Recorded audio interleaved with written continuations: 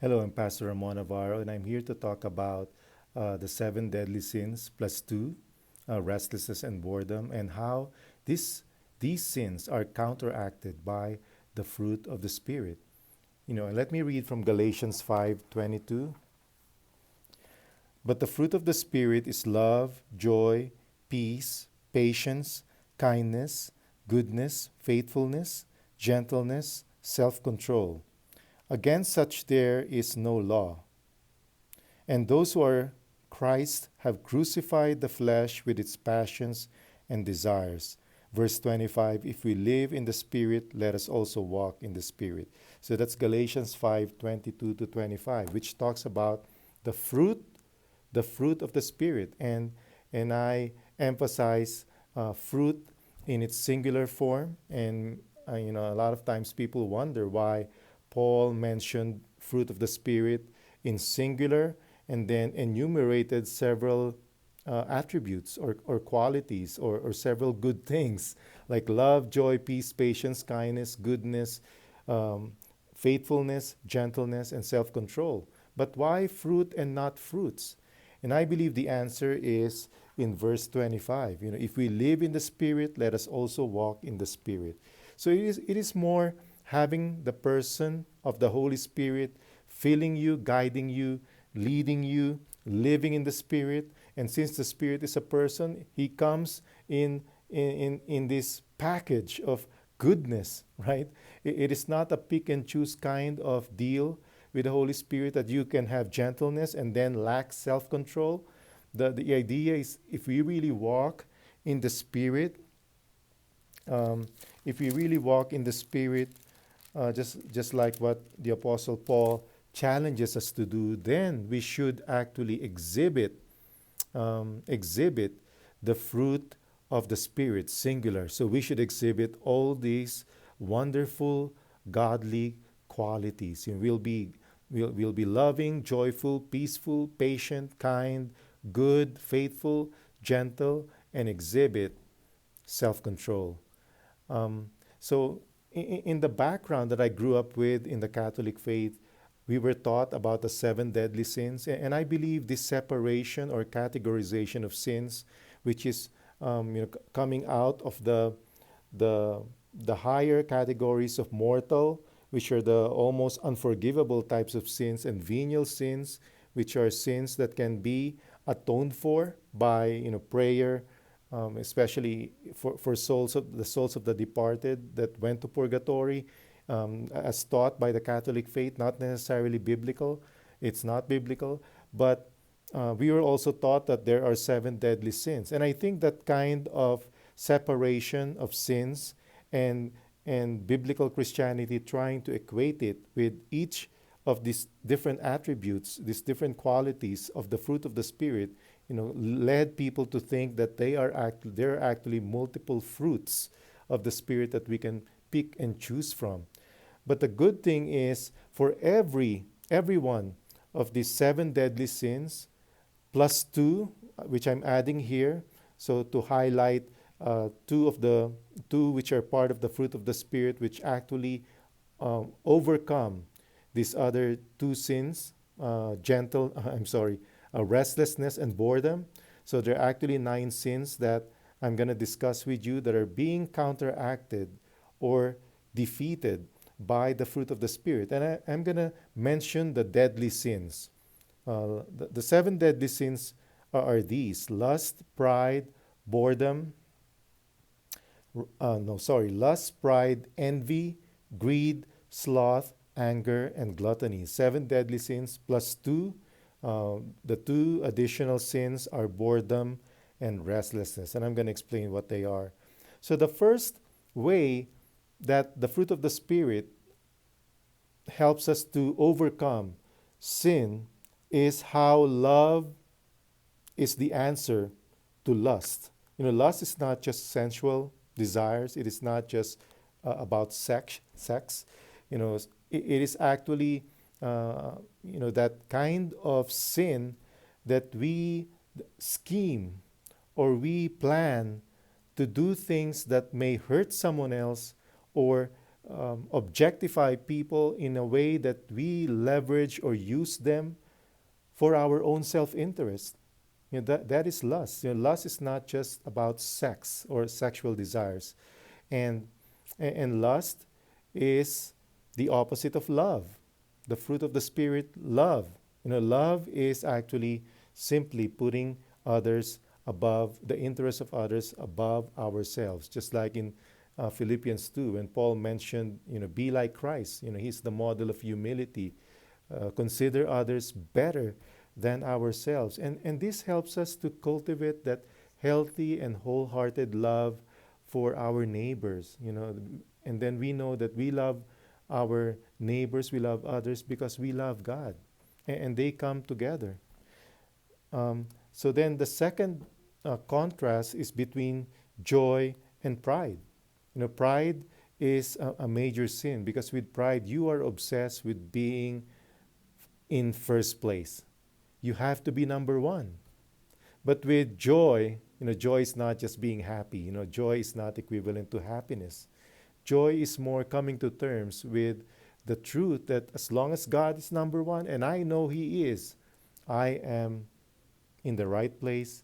I am satisfied. And I feel that kind of spiritual ascent, that spiritual exhilaration, knowing that God is number one, taking and owning first place in my life.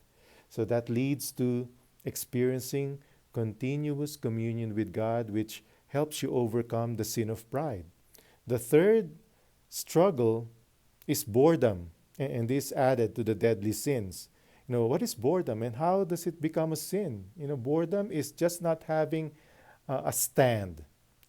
Somebody who doesn't have a passion or interest to give his work, his efforts heartily to. I know the saying, and I guess some of you have heard the saying that if you don't stand for anything, you'll fall for everything. And boredom is similar to what Jesus said, the sin of being lukewarm. He told the church of, I think it's the church of Laodicea, that you are neither hot nor cold. I wish that you were either hot or cold, but you are lukewarm, and I'm just about to spit you out of my mouth. Yeah, the thing is with boredom, if we have peace, the fruit of the Spirit of peace, it counteracts boredom because it gives true meaning wherever you are and whatever you do in life. It gives you meaning and joy at work, and it gives you an eternal perspective, and you develop that passion, no matter the passion to do the right thing, and being content and in harmony, in harmony with everything around you, no matter what the circumstance may be. So peace overcomes boredom. Next, patience versus restlessness. Restless people are people who are just driven. They think of getting into the next place. They achieve something and that yet they're not satisfied. Obviously, this is commonplace in corporate America, in the corporate world. A lot of people are so driven to scale that corporate ladder. They get a promotion, and once they get there, they get driven, they get obsessed in trying to get to the next level. There's no satisfaction, and it saps their soul. And restlessness and patience, the fruit of the Spirit, counteracts that. Patience is just being satisfied and to remain wherever you are with meaning and hope in your life. And that leads to confidence in your work, and you do your work as unto the Lord. Next is kindness overcoming envy. And what is envy? Envy is not just being jealous. Actually, envy consumes the person that has that kind of pain inside of him or her whenever somebody achieves something or gets in possession of something.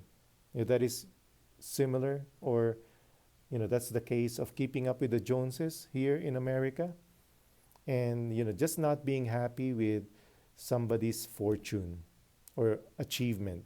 And of course, kindness counteracts that. The beauty about kindness is you become a good friend and you develop healthy relationships.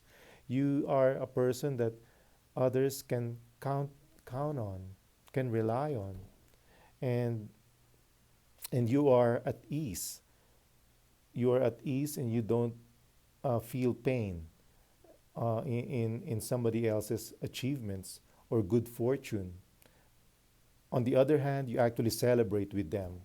So that develops a healthy relationship, and you are able to meet them in their misfortune because you have been proven to be a good friend in their good fortune.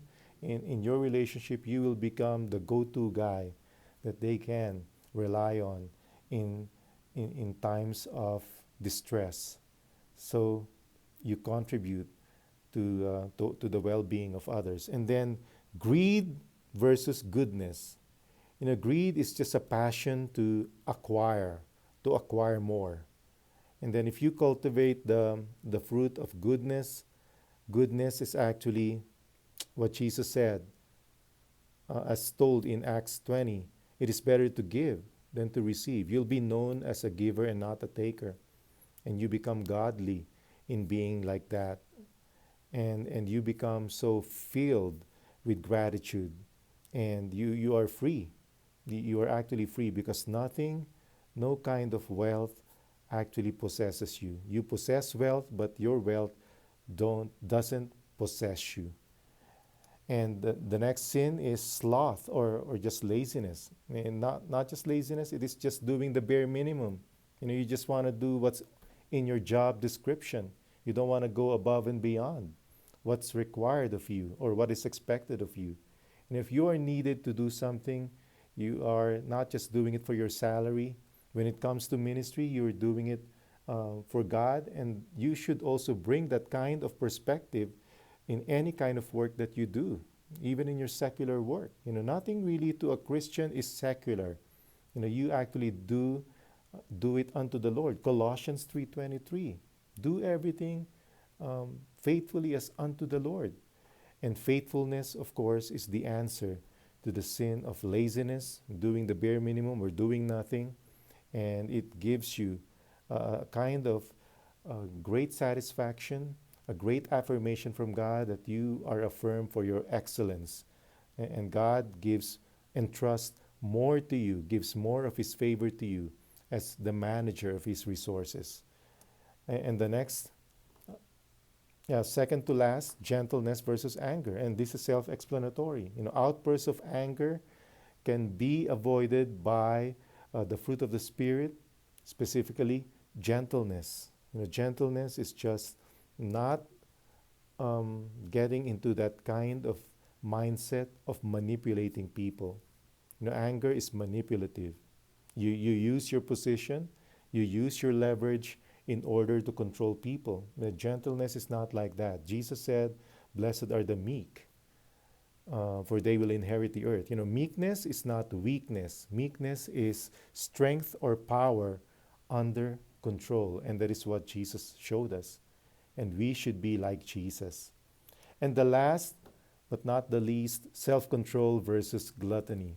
Gluttony is not the least sin in any way, shape, or form, because a lot of people actually commit this sin all the time. Because gluttony is not just greed, it's different from greed in a sense that you get that sense of satisfaction through excessive consumption of food, alcohol, or any kind of substance that can bring detriment to you and lead you to an unhealthy state in your life. But actually, gluttony can also be excessive desires for objects. Like men, they really are obsessed. A lot of times men are into electronic gadgets. iPhone 11 came out, they buy iPhone 11, but not just too long from that, iPhone 12 comes out, and then they want iPhone 12, and they forget about iPhone 11. Things like that. You want that.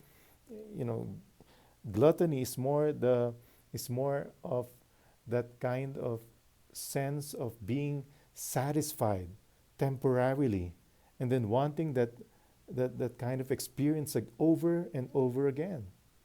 So self-control is the answer to that, because self-control means that you are being governed by the spirit.